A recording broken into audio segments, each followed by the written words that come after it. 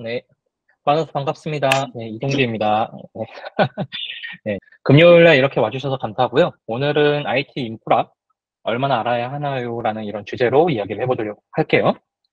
저는 우한 형제들에서 지금 주문 접수 채널이라는 서비스랑 배민 사장님 앱을 위한 백엔드 API를 개발하고 있고요.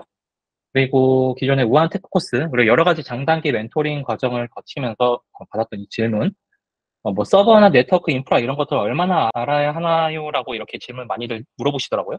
사전 질문에도 이 부분에 대해서 되게 여러 가지 질문들이 많이 나왔는데 오늘 이 주제를 가지고 한번 이야기를 해보도록 할게요. 이 질문에 왜 답하기가 어려울까요, 스스로? 여기에는 사실 각자가 갖고 있는 어떤 숨은 의도 같은 것들이 있을 것 같은데요. 예를 들어서 이런 질문일 것 같아요. 그러니까 어딘가에 합격하려면 얼마나 뭘 알아야 하나? 라는 것들이 궁금해서 질문을 하는 거라고 생각이 들어요. 근데 이 질문은 사실 살펴보면은 합격 여부와 같이 이런 뭔가 내가 컨트롤할 수 없는 것에 의존하고 있기 때문에 답을 하기가 어렵다라는 생각이 들거든요. 그러니까 이 회사가 기대하는 역량이라고 하는 게 우리가 어느 정도인지 알 수가 없죠. 네. 그리고 아마 결합도 이런 것들 바로 생각하셨을 텐데 이 회사에서 기대하는 역량이 변경되면은 제가 거기에 맞춰서 뭔가 조건들도 바꿔줘야 될 거예요. 근데 이 역량이라고 하는 게 사실 뭔가 거기에 맞추는데 굉장히 시간과 노력이 많이 필요하죠. 그래서 이런 질문들이 어렵게 느껴지면은 저는 이 질문을 이런 식으로 바꿔보는 건 어떨까라고 제안을 드리거든요. 가령 이런 거예요. A라는 것 문제를 해결하기 위해서는 B를 학습해보면 어떨까라는 식으로 접근을 해보란 말이죠. 그러니까 우리가 이런 얘기를 많이 들어보셨을 거예요. 대상이 명확하지 않을 때는 불안감을 느끼고 구체적인 대상에 대해서는 두려움을 느낀다라는 표현들을 어디서 들어보셨을 텐데 그래서 이 불안을 두려움으로 바꿔나가는 과정이 전 중요하다고 생각해요. 그러니까 우리가 얼마나 알아야 합격할지를 모르니까 이 불안감이 느껴진다고 생각이 들거든요. 그래서 두려움의 대상이라고 하면 이제 극복 가능한 대상이 되죠. 그래서 그런 용기를 갖고 있다고 하면은 어떻게 그럼 극복을 해나갈지에 대해서 좀 포커싱해서 접근을 할 수 있을 것 같아요. 그러니까 일단 각자가 가진 문제를 분명히 드러내보는 작업을 해야 대안이 나올 수 있겠죠. 근데 중요한 거는 뭐가 문제인지 모를 가능성들이 또 되게 높아요. 네, 내가 아는 범위가 어딘지를 또 모르니까 실제로 뭐가 문제인지 모를 수가 있죠.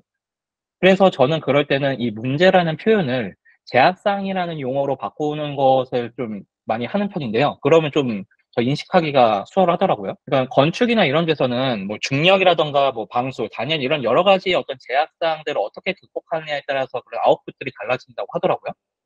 그래서 우리에게 주어져 있는 이런 제약사항들이 무엇인지를 보고 그거를 풀어나가는 과정 속에서 이제 여러 가지 솔루션들이 나올 거고 거기 학습 주제들을 도출할 수 있을 것 같아요.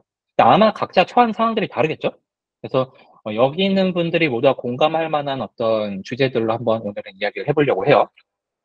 일단 웹 서비스로 고객의 가치를 전달한다고 한번 생각을 해봅시다. 웹 서비스가 보통 어떤 형태죠? 아마 뭐 각자의 그 서비스에 따라 다를 텐데요. 아마 대부분 이런 형태를 갖고 있을 것 같아요.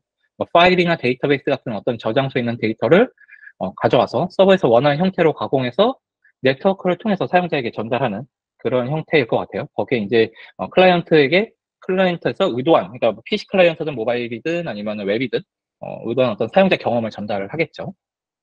그래서 이런 부분들에서 제약사항을 찾을 수가 있을 것 같아요. 저장소, 서버, 네트워크.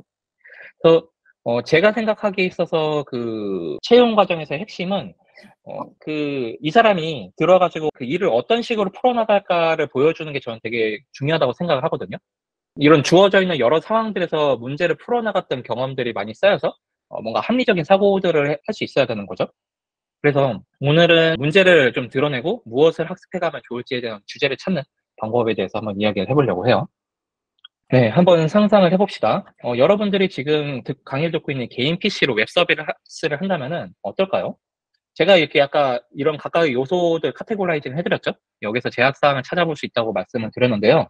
이런 여러 가지 상상들을 한번 해보는 거예요. 그러니까 가령 저장소와 관련해서는 뭐 이제 용량이 부족해지면 어떻게 할까? 아니면 백업은 어떻게 해야 되지? 뭐 누가 지나가다가 USB를 꽂고서 데이터를 가져가면 어떻게 하지? 막 이런 여러 가지 상상들을 해볼 수 있겠죠? 뭐 서버와 관련해서도 장비를 못 끄는 건가? 아니면은 뭐 노트북 두고 다녀야 되나? 뭐 이런 뭐 내가 지금 이 노트북에서 뭐 이 웹 서비스 말고도 뭐 어도비나 이런 것들 사용한다면 그런 게 문제가 없을까? 막 이런 여러 가지 상상들도 해볼 수 있을 거고 네트워크도 마찬가지겠죠? 뭔가 뭐 통캣을 띄웠는데 외부에서 어떻게 접근하지?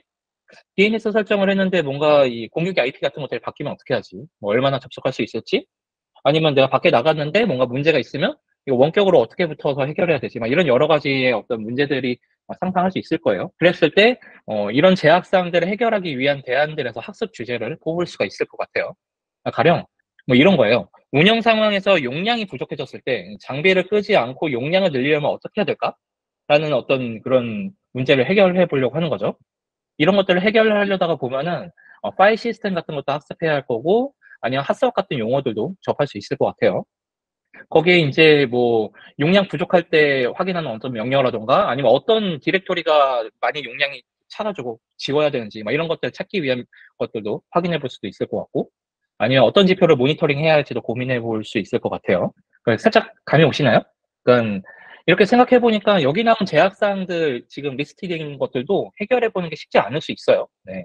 이런 것들에서 충분히 여러 가지들을 문제를 해결해 나가고 뭐 학습을 해 나갈 수 있는 거죠.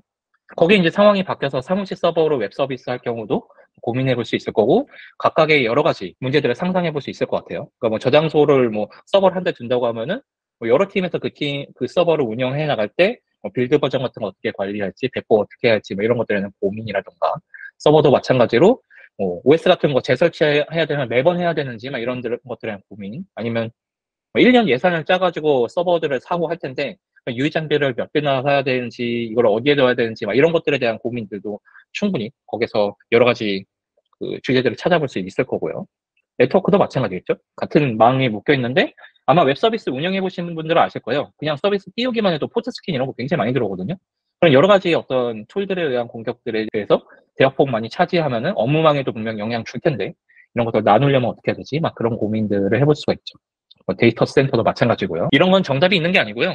각 상황에서 그 각 서비스 아키텍처에 따라서 그리고 서비스의 그 형태에 따라서 문제들이 또 달라질 수 있어요. 그런 각각의 요소들에서 문제들을 찾고 대안을 찾아 나가는 형태들로 접근을 해 나가는 게 저는 중요하다고 생각하는 거죠. 물론 또 이제 퍼블릭 클라우드도 마찬가지겠죠. 네. 그래서 오늘은 이 주제 퍼블릭 클라우드를 바탕으로 또 한번 각각의 주제에서 어떻게 학습 주제를 도출해 내는지를 좀 더 상세히 이야기해 보도록 할게요. 준비되셨죠? AWS를 사용하고 있을 때 네트워크 쪽에서 학습 주제 어떻게 찾아볼지 먼저 이야기해 볼 건데요. 들어가기 앞서서입니다. AWS에서의 네트워크, 그러니까 그 VPC가 어떤 형태인지 한번 이야기해 보려고 해요. 아마 여기 계신 분들은 다들 잘 아실 것 같아서 호로록 넘어갈 거예요. 근데 혹시 잘 모르시더라도 제가 생각하기엔 더 괜찮은 것 같아요. 그러니까 본인의 어떤 제약사항에 해당하면은 이걸 어떻게 학습해 나갈지에 대한 컨셉을 좀 더 경험할 수 있을 거니까 예. 오늘 지식적인 거를 네트워크를 내가 여기서 어떤 지식을 많이 알아가야지?라기보다는 앞으로 또 모르는 주제가 나오거나 아니면 내가 이걸 얼마나 알아야 되냐라는 어떤 의문이 생겼었을 때 어떻게 접근할지에 대한 컨셉으로 접근해 보시면 좋을 것 같아요. 네, AWS에는 리전이라는 개념이 있고 가용성 존이라는 개념이 있어요. 그래서 그 미국 같은 대륙의 큰 국가에는 여러 리전이 있고 한국에는 이제 한 개만 존재하는데요. 여기 이제 데이터 센터로 의미하는 가용성 존이 서울에는 이제 4개가 존재하는 거죠. 그래서 가용성 존 같은 경우에는 1번과 3번, 그러니까 A존과 C존을 이제 묶어서 보통 많이 써요. EC2 인스턴스 타입이나 여러 가지 버전 관리들이 함께 진행되는 경향이 있어서 가중을 하더라도 함께 사용하는 편인 것 같고요. 어쨌든 리전의 이 논리적인 단위 어떤 VPC라는 걸 생성할 수 있고 VPC의 대역대에 대해서 그러니까 여기서 보면은 192.168.0.0 네, 이 대역대 내에서 가용성 존을 지금 2개 뒀죠. 각 2개 둔 거에서 외부망 2개, 내부망 2개 이렇게 또 서브네팅을 한 걸 볼 수가 있어요. 이 서브네팅 한 게 지금 VPC 대역대 내에 포함되어 있죠. 이 VPC를 그냥 클릭해서 생성하기만 해도 여러 가지 컴포넌트들이 바로 생성돼요. 여기 보면은 뭐 라우팅 테이블이라던가 ACL, DNS 서버 이런 것들이 생성되죠. 그러니까 SaaS를 쓸 때는 이런 것들이 장점이죠. 그래서 VPC 대역대에 대해서 이제 뭔가 EC2 인스턴스만 생성해도 서로 통신이 가능한 상태를 만들어 주는 거예요. 네, 이 로컬 안에 이 대역대 내에서는 어디로 보내는 게 좋다. 그러니까 네트워크를 학습하신 분들은 다들 이런 부분들을 잘 아실 거예요. 서버를 생성할 경우에 이 멀티플 액세스를 해야 되니까 이런 스위치 장비 같은 것들이 붙겠죠. 그런 것들이 이제 같은 서브넷, 자신이 속한 서브넷 서버랑은 직접 통신하고 다른 서브넷과는 이제 라우터를 통해서 또 직접 통신하는 건데 이런 것들이 다 추상화가 돼 있는 거죠. 그래서 퍼블릭 클라우드 쓰면은 이런 거 고민할 필요가 없고 우리가 알아야 되는 건 어쨌든 간에 라우팅 프로토콜을 통해서 뭔가 최종 목적지까지는 라우터들이 알아서 맨 구간에서는 OSPF, EIGRP 뭐 이런 거, 왼 구간에서 BGP 같은 프로토콜 사용해서 뭐 어쨌든 최적 경로까지 간다라는 것들의 컨셉만 알고 넘어가면 되는 거죠. 이제 여기서 궁금한 점은 그래서 AWS에서 뭔가 네트워크를 운영해 나갈 때 제약사항이 어디가 있을까라는 부분인 건데 결국 이것도 우리가 직접 설정할 수 있는 여기 뭐 리전, VPC, 시큐리티 그룹, 뭐 라우터 테이블, 서브넷 이런 부분들이 각각의 제약사항들이 될 거고 거기서 문제들이 발생할 수 있다고 생각이 들어요. 한번 또 상황을 생각해 볼게요. 우리가 뭔가 구성한 어떤 망, 그 외부의 어떤 인터넷 구간과의 통신을 위해서는 어떻게 해야 될까? 그러니까 일단은 한번 웹브라우저에서 보낸 요청의 형태를 먼저 살펴볼게요. 그런 OSI 7 레이어나 이런 것들 학습해 보신 분들은 아마 다들 잘 아실 텐데 처음에 뭐 TCP 3&hand 쉐이크 같은 거 이런 과정들도 보이고 그리고 ATP 요청 응답 주고받는 과정들도 보이죠. 이게 결국에는 뭐 어렵게 생각하실 필요가 없고 패킷 하나라는 것도 그러니까 우리가 뭐 인캡슐레이션이든 디캡슐레이션이든 하는 그런 표현들이 결국 문제를 그냥 스플릿하는 과정들이거든요. 예를 들어서 여기 보면은 하나의 요청, 포스트 요청을 보내는 이 패킷을 하나 뜯어봐도 이더넷 그리고 뭐 IP, TCP, HTTP 이런 요청 이게 하나의 어떤 패킷 단위가 있고 뭐 예를 들어서 이더넷 프레임 같은 경우에는 여기 지금 음영되어 있는 부분만 잘라서 읽어드리는 거예요. 네. 거기에 대한 해당되는 정보가 지금 여기 뭐 데스티네이션 소스에 맥 주소가 이렇게 있고 그 다음 부분은 IP라는 거 알려주는 정보가 있는 거죠. 이게 이 앞부분에는 어떤 뭐 프레임블이나 SFD라고 이 패킷이 이 다음부터는 이더넷 프레임이 시작되라는 걸 알려주는 일정한 패턴이 있어요. 0101로 되어 있는데 그게 쭉 진행되다가 여기서부터 이더넷이구나 해서 네트워크 디바이스가 판단하고서 거기서부터 길이만큼 자르는 거죠. IP라는 걸 아니까 IP도 똑같은 거예요. 뭐 여기 IP 이 헤더는 20바이트까지만 읽겠어요 해서 그 부분 잘라서 읽고 뭐 소스 IP, 데스티네이션 IP 그리고 그 다음은 TCP야 라는 거 알려줘서 TCP에서도 여러 가지 뭐 플래그들이 있겠지만 결국에는 뭐 소스와 데스티네이션 포트 이런 정보들을 파악하는 거죠. 하여튼 굉장히 많은 정보들 중에서 우리가 연결을 수립하는 데 필요한 정보는 IP랑 포트 정보인 것 같아요. 그러니까 우리가 흔히 이야기하는 뭐 커넥션이 생성되었다 혹은 연결이 수립되었다 이런 표현들은 결국 클라이언트랑 서버 각각의 소켓 파일을 생성해 두었다는 의미라고도 볼 수 있어요. 네. 그래서 이 뭐 로컬 IP, 로컬 포트, 리모트 IP, 리모트 포트 그리고 여기에 뭔가 연결되어 있는 어떤 프로세스랑 연결하기 위한 어떤 파일 디스크립터에 해당되는 정보, 이 5가지 정보를 가지고 소켓 파일을 생성하거든요. 네. 그렇기 때문에 결국 여기서 이제 문제가 발생할 부분들은 이런 부분들인 거죠. 또 우리가 뭔가 웹으로 요청을 보낸다라는 의미는 브라우저에서 그 연결되는 프로세스가 있겠죠. 그걸 통해서 인터넷 구간으로 패킷을 작성해가지고 보내면은 얘가 또 해당되는 IP랑 포트에 해당되면은 받아서 연결되어 있는 프로세스로 파이프라인처럼 그냥 쭉 보내는 거예요. 그러면 웹서버에서는 HTTP 프로토콜에 맞춰가지고 그냥 이걸 스플릿해서 읽는 거죠. 뭐 리퀘스트 라인 있고 헤더 있고 한 줄 띄고 본문 있고 이거를 그냥 잘라서 읽어드려서 해당되는 어떤 자원에 접근해가지고 태스크를 수행한 다음에 응답을 수행하는 거죠. 거기 이제 뭐 서블릿 컨테이너가 어떻게 동작하는지 뭐 이런 것들 학습하신 분들이라고 하면은 또 충분히 다 상상이 되죠. 예. 그 라인에 해당되는 URL이랑 뭐 get 메소드, 뭐 포스트 메소드 이런 거에 따라서 두 개 포스트가 어떻게 동작하는지 이런 것들. 어쨌든 중요한 거는 우리가 뭔가 지금 문제가 발생할 수 있는 부분은 여기서는 IP랑 포트 정보예요. 연결을 수립하는데. 그렇기 때문에 문제가 발생할 수 있는 지점을 체크를 해보는 거죠. IP 정보만으로 서버 요청이 가능한지. 포트 정보는 지금 이 해당 포트가 리슨되어 있는 상태인 거니까 결국 이 애플리케이션이 정상적으로 구동되는지 판단하기 위한 정보거든요. 그래서 이 포트 정보를 통해서 서비스가 정상 구동되어 있는지 이런 것들을 체크해 보는 거죠. 그럼 이제 핑 실패했었을 때 무엇을 확인해야 할지에 대한 것들을 여러 가지 어떤 구간별로 상상들을 해볼 수가 있어요. 그러니까 가령 뭐 클라이언트에서 일단 인터넷 구간으로 요청이 가능해야겠죠. 그래서 만약에 뭐 구글닷컴이나 이런 안정적인 서비스에 한번 핑 요청 보내보고 문제가 있는지 체크해 볼 수도 있고 뭐 서버 상태가 일단 떠 있어야 될 거고 그리고 뭔가 보내려고 하는 어떤 대상에 대한 공인 IP가 맞는지도 한번 체크해 봐야 될 거고 그리고 이제 핑 테스트라고 하는 건 ICMP라는 프로토콜을 사용하고 있는데 여기에 대한 접근 정책 허용이 되어 있어야 될 거고 라우팅 테이블. 그러니까 이 아까 VPC 대역대 내에 있는 녀석끼리는 라우트 테이블이 알아서 이게 소통해주고 있는데 그 외 전체 대역대에 대해서는 인터넷 게이트웨이라는 녀석한테 보내도록 설정되어 있는지 그래야 인터넷 구간이랑 통신이 가능하거든요. 거기에 이제 뭐 아웃바운드에 해당되는 불필요한 설정이 없는지 혹은 중간 구간에서 뭐 문제가 없는지 한국에서 동남아로 요청을 보낼 때 거의 해저 광 케이블이나 이런 데 끊어지면 요청이 안 가겠죠. 뭐 이런 것들에 대한 체크. 뭐 포트 체크도 마찬가지겠죠. 뭐 나가는데 문제 없는지 들어오는데 문제 없는지 상태가 리슨 상태인지 뭐 이런 여러 가지들 듣다 보면 이제 막 점점 집중이 흐려지실 것 같아요. 네. 뭔가 굉장히 많은 얘기들을 했죠. 그러니까 뭐 이런 생각이 드실 수 있어요. 이거 뭐 결과론적인 거 아니냐? 아니면 나는 1도 모르는데 그런 거 어떻게 생각해? 예, 맞아요. 당연해요. 예, 학습 처음 하는데 이런 거 바로 알고선 제약상 뭔가 생각해서 문제 풀어나가는 것 자체가 말이 안 되죠. 예, 각 구간별로 상상한다는 것도 말이 안 되고. 그러니까 내가 무엇을 모르는지를 모르는 게 가장 힘들어요. 학습을 할 때. 그래서 시작하는데 메타인지를 해라라고 메타인지 되게 좋은 표현이죠. 근데 이걸 어떻게 해야 될지 되게 어려워요. 그래서 여러분들이 한번 생각해 보세요. 뭔가 내가 세계 지도나 어떤 지도를 만들어 본다고 한번 생각을 해보세요. 이 나름대로 어떤 커리어에서의 로드맵이 될 수도 있겠죠. 처음에 뭘 얼마나 그려야 될지 감이 안 오는 게 당연해요. 그럴 때는 일단 내가 가고자 하는 목적지를 정하고 목적지를 한번 가보는 거예요. 그리고 나서 그 가는 동안에 어떤 여정들을 한번 이제 기록을 해두는 거죠. 그리고 그것이 시간이 지나다 보면은 반복적으로 가는 공간들도 생기고 나한테 의미가 있는 중요한 장소들도 생길 거예요. 그런 부분들이 좀 더 구체적으로 그려질 수 있을 텐데 제가 생각했을 때 학습하는 과정은 이런 조각들을 하나씩 만드는 것과 비슷하다고 생각해요. 제가 생각했었을 때 저는 이런 식으로 학습을 하는데요. 우선 문제를 해결해 보고요. 그리고 그게 같은 문제가 반복되면은 왜 그런지를 좀 파악해 보는 편인 것 같아요.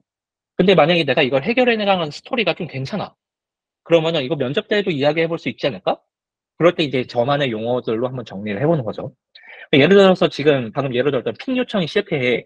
근데 내가 애초에 뭐 핑 요청이 뭔지도 몰라. 그러니까 뭔가 그 어떤 서버에다 요청을 보내려고 하는데 뭐 어떻게 해야 될지 OSI 7 레이어도 모르고 VPC도 모르고 아무것도 모르겠다 싶으면은 주변에 잘하는 사람 붙들고 물어보든 블로그 포스팅을 찾아보든 GPT에 물어보든 일단 문제를 한번 해결해 보는 거죠. 그러다 보면 사실 이 해결해 가는 과정 속에서도 진짜 내가 어떤 부분을 했는지는 모르겠지만 그 용어들이 약간 익숙해지는 경험을 합니다. 근데 이게 반복되면은 어떤 부분이 문제인지 제대로 알아둘 필요가 있겠죠? 그걸 계속 반복적으로 똑같이 야크 쉐이빙을 해 나가는 거는 굉장히 비효율적이니깐요. 그런데 이 시점에도 사실 어떻게 접근해야 할지 모르는 경우들이 많아요. 네. 왜냐하면 뭐 전공자라고 하면은 뭐 CS나 이런 것도 다 학습했을 테지만 아닌 경우들이 많죠. 그럴 때는 뭐 여러 가지 이 주제들 학습 콘텐츠들이 있을 텐데 이런 것들을 찾아봐야 될 거예요. 그럴 때 인제 제가 가장 권장하는 방법은 바로 빠르게 시도할 수 있는 방법을 권장하고 있어요. 이것도 뭐 아웃사이드 인이나 인사이드 아웃 두 가지 방식이 있을 텐데요. 교과서 같은 어떤 책을 두고선 목차를 계속 훑어보면서 인덱싱 해 두고 있다가 내가 어떤 문제가 발생했었을 때 그걸 인제 추려 나가는 방식으로 학습할 수도 있을 거고 아니면은 구글링이나 GPT 같은 것들 물어봐서 어떤 특정 부분들을 알아뒀다가 점진적으로 그 학습 주제들을 확장시켜 나가는 방법이 있을 수도 있을 것 같아요. 근데 사실 어떤 방식이 됐든 간에 제가 생각할 때 중요한 거는 자신만의 형태로 빠르게 매듭을 짓는 것. 그래서 조각을 하나 만드는 것이 되게 중요하다고 생각해요. 그러면서 피드백도 당연히 받아봐야겠죠? 예, 내가 고민하고 있는 지점이나 아니면 이 다루고 있는 문제들이 제대로 됐는지, 이 조각이 잘못 알고 있는 것을 이렇게 확신하고 있는 건 굉장히 큰 문제가 있을 수 있거든요. 그래서 알고 있는 부분이 제대로 됐는지 이런 것들을 확인해 볼 필요가 있겠죠. 또 다른 예 한번 들어볼게요. 그러니까 예를 들어서 리눅스 서버가 느려지는 상황이 있는 거예요. 뭔가 내가 사이드 프로젝트를 하는데 GPT에 물어보니까 서버의 뭐 부하 같은 거나 이런 거 확인해 보라고 막 답변을 주네요. 그러면은 뭐 이런 명령어들로 확인해 볼 수 있을 것 같아요. 뭐 구글에 검색해 봤더니. 그럼 일단 한번 확인을 해 보고 처음엔 그냥 부하가 너무 높으면은 서버가 느려지나 보구나 이렇게 그냥 한번 넘어가 보는 거예요, 그냥. 근데 이런 것들이 막 뭔가 반복되다 보면은 어느 순간부턴가 내가 부하가 뭔지도 모르는데 부하라는 표현이 사실 뭐 어떤 의미인지 그냥 느낌적인 느낌만 있는 거죠. 그리고 이 명령어를 사용하는 게 이게 솔직히 어떤 의미인지를 잘 모르는데 내가 계속 사용하고 있네? 이런 것들을 뭐 보게 되겠죠. 네. 사실 그런 게 어떤 의미가 있나 막 그런 생각도 들고. 그럴 때 인제 동작 원리를 저는 좀 살펴보는 편인 것 같아요. 그러니까 이 부하를 살펴볼 때 이 업타임이라고 하는 명령어에서 지금 부하의 그 평균 의미는 그러니까 이걸 만든 사람은 1 분, 5 분, 15 분마다 상태가 R 혹은 D인 어떤 프로세스가 서버에 부담을 준다고 생각했구나. 그래서 이거를 인제 이 단위 시간별로 평균을 낸 것을 부하라고 측정하고선 판단했구나. 그러니까 R 혹은 D 이거는 러닝 상태 혹은 uninterruptible sleep 이런 상태를 의미하구나라는 걸 인제 알아갈 수가 있는 거죠. 네. 그럼 그거에 따라서 이제 뭐 프로세스 상태 봤었을 때 뭐 그런 뭐 여러 가지 그런 판단들을 할 수가 있겠죠. 근데 만약에 이걸 가지고 뭔가 공부해서 어떤 문제를 풀었는데 스토리가 괜찮아. 그러면 제 나름대로 이렇게 한번 정리를 해 보는 거죠. 그래서 처음부터 모든 걸 다 학습하라는 건 현실적으로 힘들어요. 네. 그래서 일단 자신이 겪고 있는 환경에서부터 시작하는 걸 저는 좀 권장하는 편이고요. 문제를 해결하는 데 집중을 해 보고 그다음에 조각을 만들어 보는 작업을 해 보고 그러니까 이게 한 번에 너무 완벽하게 하려다 보면 좀 내려놓는 경향들이 있거든요. 네. 그래서 빠르게 이렇게 만들어 보고 피드백하는 작업들을 해 보세요.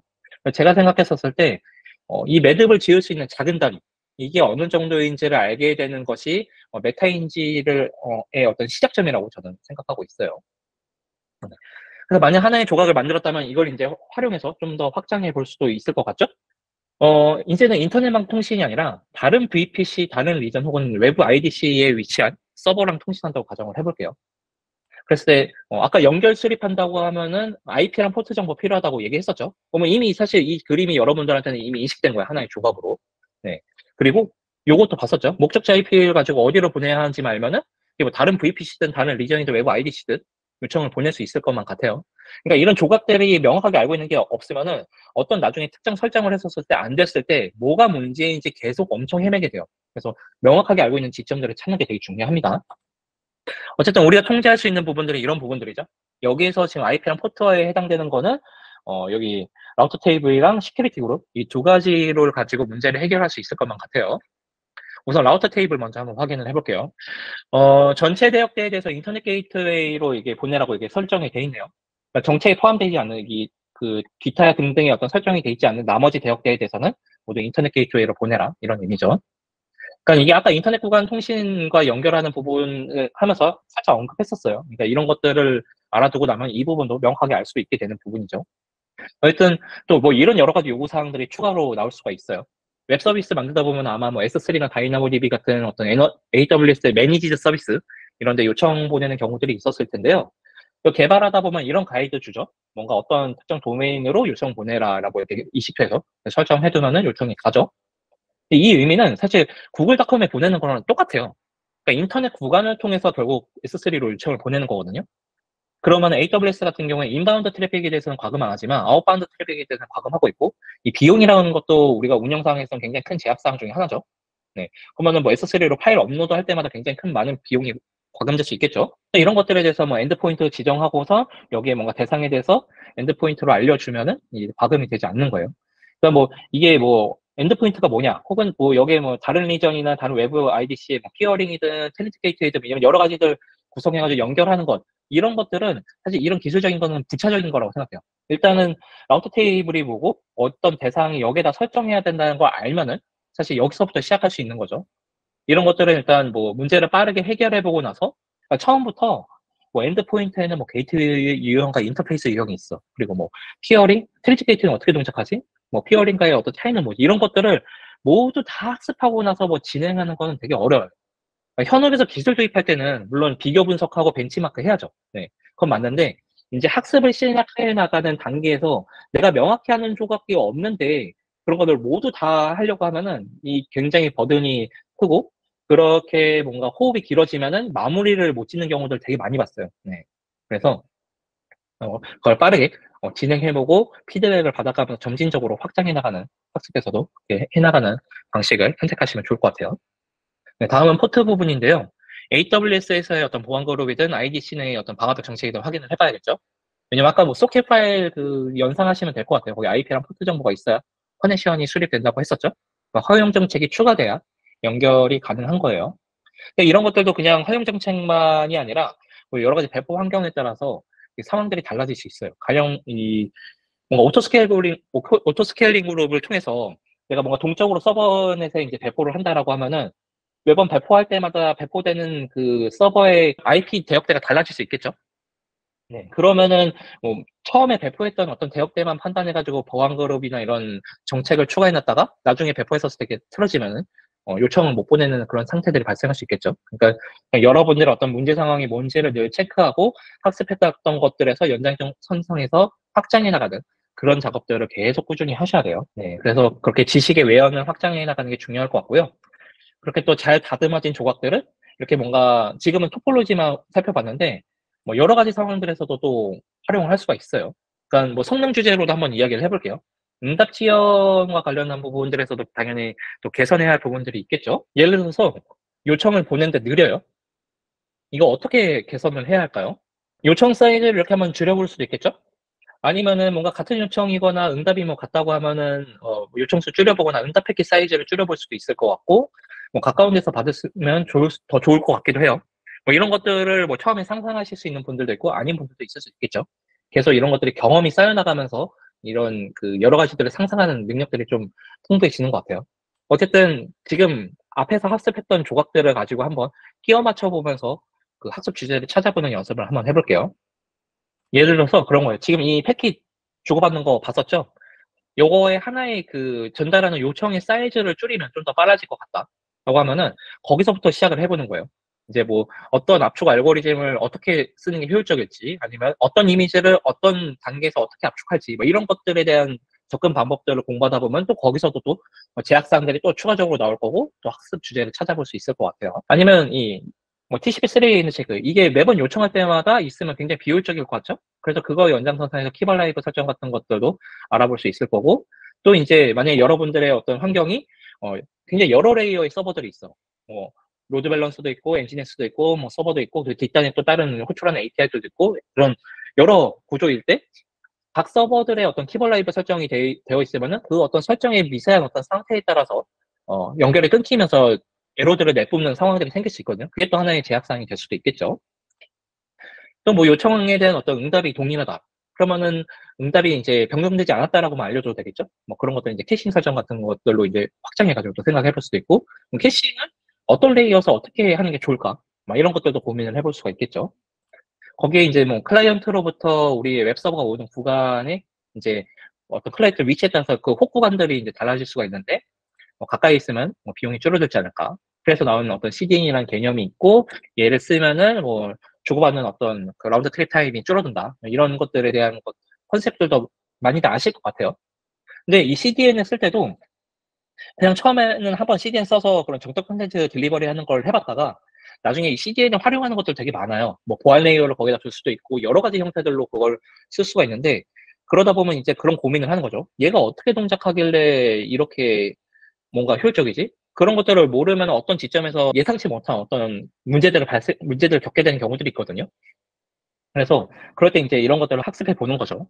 이제 뭐 이거 같은 경우에 그런 거예요. 가령 우리가 구글닷컴이라는 도메인이 있어. 그리고 DNS 서버에서 8080.80.8이라는 IP로 뭔가 응답했다고 가정을 해봅시다. 그러면은 이게 여러 서버가 있으면은 동일한 IP를 준다는 거는 한 번은 가까운 데 가고 한 번은 먼 데 가고 뭐 이러면 안 되잖아요. 이거는 의도했던 바가 아니니까. 근데 우리가 알고 있던 개념이 하나 있어요. 요 장표인데 어, 라우팅 프로토콜이 아까 뭐라고 했었죠? 최종 목적지까지 가는데 최적 경로를 얘네들이 알아서 학습하고 있다고 했잖아요. CDN 제공업체는 요거를 활용해서 이 문제를 해결했어요. 왼 구간에서 활용하는 이 BGP라는 프로토콜이 있는데 이걸 활용해가지고 얘는 여기로 하는 게 최적이야. 얘는 여기로 하는 게 최적이야. 라는 거를 서로 걔들끼리 학습해두고서 서로 그때그때 응답을 해주는 거죠.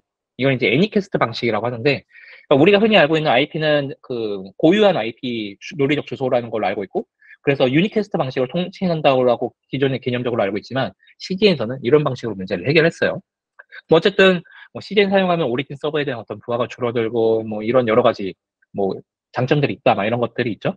그래서 그런 지금까지 얘기했던 어떤 인터넷 구간에서의 성능 개선을 위한 포인트를 바탕으로 성능 테스트를 하는 것들도 있고 이 지표 웹페이지 테스트 같은 경우에도 지표를 보면은 처음에는 뭐 보안성과 관련된 게 있지만은 뭐 그 외의 것들은 지금 다 언급했던 주제들이에요. 뭐 키볼 라이브 설정했는지 압축했는지 그러니까 이미지 압축 같은 경우에도 그 사용자가 어떤 이미지 품질보다 네트워크 지연이 더 민감하니까 뭐 이런 것들을 체크하는 거죠.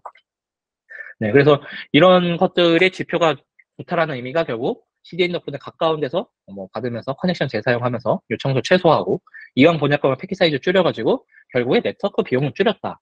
이런 건데 네, 제가 오늘 네트워크 수업 아니라고 했었잖아요. 들으면서 이해하려고 하시지 마시고 오늘 컨셉을 알아가시는 게 중요할 것 같아요. 그러니까 네트워크라고 하는 이 주제도 얼마나 알아야 하는지 우리가 도통 알 수가 없어요.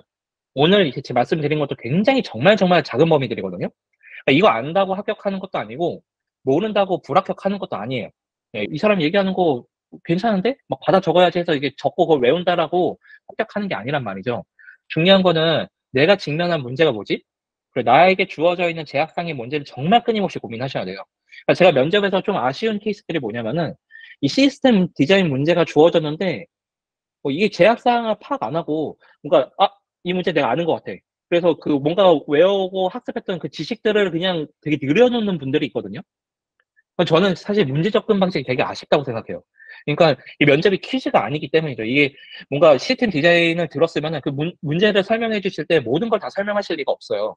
뭐 예를 들어서 아까 뭐 요청 뭐 받는다 뭐 이런 부분이라고 했을 때도 하나의 어떤 그 시나리오 내에서도 이 제약사항이 뭔지를 뭐 사용자가 얼마나 되는지, 그 같은 사용자라고 하더라도 이게 피크 타임에 어떤 RPS가 얼마나 그 발생하는지 이런 것도 달라질 수도 있고, 사용자의 위치나 이런 것들도 달라질 수도 있고, 그 트래픽의 형태들이 굉장히 다르거든요. 거기에 따라서 문제들도 달라지고, 요청 보낸 그 태스크 과제를 수행하는 것에 따라서 달라지죠. 이게 만약에 저장하는 것들이 굉장히 많은 어떤 요청의 형태라고 하면은 거기에 맞춰서 뭐 파일에서의 저장 스토리지 용량 같은 것들도 그럼 같이 체크해봐야 될 거고, 그럼 하루에 그럼 어느 정도의 용량이 늘어나는지에 따라서 거기에 대한 또 제약사항들이 생길 건데, 그런 여러 제약사항들이 뭔지를 파악해 나가면서 문제를 풀어나가는 거를 궁금해서 물어보는 거예요.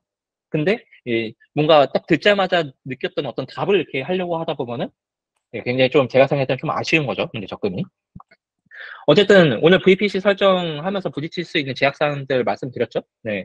그리고 이런 것들의 학습을 확장시켜서 여러 가지 또 개념들을 또 연결시키는 것들도 말씀드렸어요. 그리고 하나 잘해두면 다른 문제 풀 때도 여러 용도로 활용할 수 있다고 말씀드렸죠. 그러니까 이게 나는 지금 아는 게 너무 작아. 근데 다른 사람들이 하고 있는 게 너무 많이 알고 있는 것 같아. 나는 이 작은 조각을 언제 저까지 확장해 나가지? 이런 고민을 너무 안 하셔도 돼요. 왜냐면은 정말 잘 만든 조각이 하나 있으면은 그게 여러 용도로 많이 쓰이면서 되게 어느샌가 보면은 아는 것들이 되게 많이 풍부해지는 경우들이 많거든요. 그 점들 간의 연결들이 굉장히 빈번히 일어나기 때문에. 그러니까 너무 조급해하지 마시고 지금 나에게 현재 주어져 있는 문제 상황, 그 제약 사항들을 점진적으로 끊임없이 한번 검토해 보세요. 네, 이번에는 다른 조각 얘기를 한번 해보도록 할게요. 그 서버라는 거는 어떤 형태가, 사실 이런 질문 하신 사람 별로 없을 것 같은데, 서버란 서비스를 하는 주체고, 웹서버는 웹 서비스를 하는 주체, 뭐 이런 거 사실 말장난 같죠? 네, 그러면 여기서부터 한번 시작을 해볼게요. 그래서 이제 클라이언트의 요청을 받아서 작업을 수행한 후에 응답을 해주는 녀석이 이제 서버 같아요. 네, 이런 것들은 그냥 굳이 뭐 사실 왜 설명하느냐 싶을 것 같은데, 여기에서도 제약사항을 찾아볼 수 있어요. 그러니까 요청을 받는 부분과 작업을 수행하는 부분이 제약사항이 되는 거죠. 지금 보면은. 그러니까 일단 서버라는 녀석은 CPU, 메모리, 디스크, 네트워크 같은 어떤 컴퓨팅 리소스를 활용해서 작업을 수행을 해요. 그러니까 이런 가까이 물리장비에서의 부분도 리소스의 제약을 받는 거죠. 그러니까 예를 들어서 CPU 같은 거를 보면은 CPU 코어수에 영향을 받기도 하고, 뭐 인텔 칩이냐 암 칩이냐에 따라서 영향을 받기도 하고, 뭐 클럭스나 이런 것들도 체크를 해봐야 될 거예요. 그러니까 이런 각각의 주제들에서 학습 주제들 도출할 수 있겠죠. 근데 우리는 물리 장비만 보는 게 아니죠. 만약에 여기 와스를 띄웠어. 와스랑 컴퓨팅 리소스를 연결지어서도 또 제약사항을 확인해 봐야겠죠. 그러니까 가령 이제 제약 자바 스레드 같은 경우에는 생성 비용이 크대. 그러면 이걸 매번 요청할 때마다 스레드 생성하는 거는 메모리 부족에 뭔가 영향을 줄 것 같고, 그래서 이제 통켓을 만들어 나갔고 웹서버를 만들어 나갔던 사람들은 스레드 프라이라는 것을 구성을 해가지고 이 문제를 해결해 나갔어. 이런 것들은 이제 학습하다 보면 충분히 이미 접할 수 있는 주제들이죠. 어쨌든 간에 뭐 이걸 모르더라도 뭔가 왁스가 작업을 수행하다 보면 문제가 있을 만한 부분이 뭐 스레드의 상태나 메모리 사용률, CPU 사용률 이런 것들이 있을 것만 같다는 생각이 드는 거예요. 그러면 이제 뭐 왁스에서의 어떤 스레드나 메모리 상태들을 확인해 보면서 어떤 문제가 있을지 어떻게 대응할지 이런 것들을 고민해 나가면서 학습의 어떤 그 주제들을 찾아 나갈 수가 있는 거죠. 그래서 뭐 여러 가지 어떤 그런 그 지표 제약사항들에서 문제들을 해결하기 위해서 B를 학습해 나가고 정의해 나가다 보면은 각각의 어떤 그 상황들의 문제들이 다를 거기 때문에 나름대로의 로드맵들이 만들어질 거라 생각해요. 제가 생각했을 때 그 어떤 핏이 맞는다고 하는 부분들은 그게 본인이 그 풀어나갔던 문제들과 그 회사에서 지금 현재 풀어나가는 문제 혹은 고민하고 있는 주제들의 핏이 맞아질 때 저는 그때 면접에서 이제 좋은 결과를 얻는다고 생각을 하는 거거든요. 그리고 이런 조각들이 이제 모여지면은 자연스럽게 어떤 최신 기술들도 분명히 어떤 현재 상태에서 문제가 있으니까 그걸 풀어내기 하기 위한 어떤 접근들이 있었겠죠? 뭐 버추얼 스레드는 코르티는 여러 가지 기술들. 그런 것들이 내 조각에서 연장선상에서 뭔가 생각해 나가면서 접근을 해 나갈 수가 있게 되는 거예요. 네. 이번에 요청을 받는 부분을 한번 봐볼까요? 요청과 관련해서는 바로 드는 궁금증이 이제, 여기에 몇 개의 커넥션까지 생성 가능할까? 막 이런 게 생각이 들 수 있죠. 커넥션 얘기할 때 소켓 파일 얘기했었잖아요. 그러니까 여기서도 바로 이런 조각들이 갖고 올 수 있는 거예요. 그러니까 내가 소켓 파일이란 것이 이제 커넥션 생성할 때 쓴다는 거 알고 있어. 근데 찾아보니까 이 OS에서 프로세스별로 생성할 수 있는 파일 개수가 제한되어 있네. 뭐 소켓 파일이니까 그만큼이 제한되어 있네. 한뭐 65,500 뭐 몇 개가 이제 까지밖에 안 된대. 그러면은 그만큼만 커넥션 생성할 수 있는 건가? 근데 와스 같은 데 보니까 설정들이 이런 설정들이 있어. 맥스 커넥션. 그러니까 지금 뭐 NIO 뭐 통계 8.5 이상부터는 NIO로 이제 동작하니까 뭐 이만큼만 설정이 가능하대. 8,192까지가 가능한가?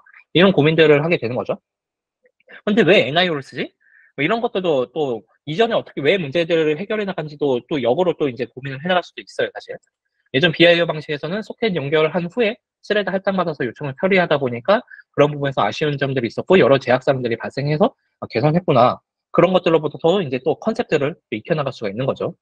어쨌든 간에 그 조각을 만들어 나가고 어떻게 활용해 나갈지 살짝 좀 감이 오시나요? 그래서 지금 강의 시간이 거의 다 돼가는데요. 그 같은 거예요. 저장소도 어떤 형태인지부터 먼저 확인해 봐야겠죠?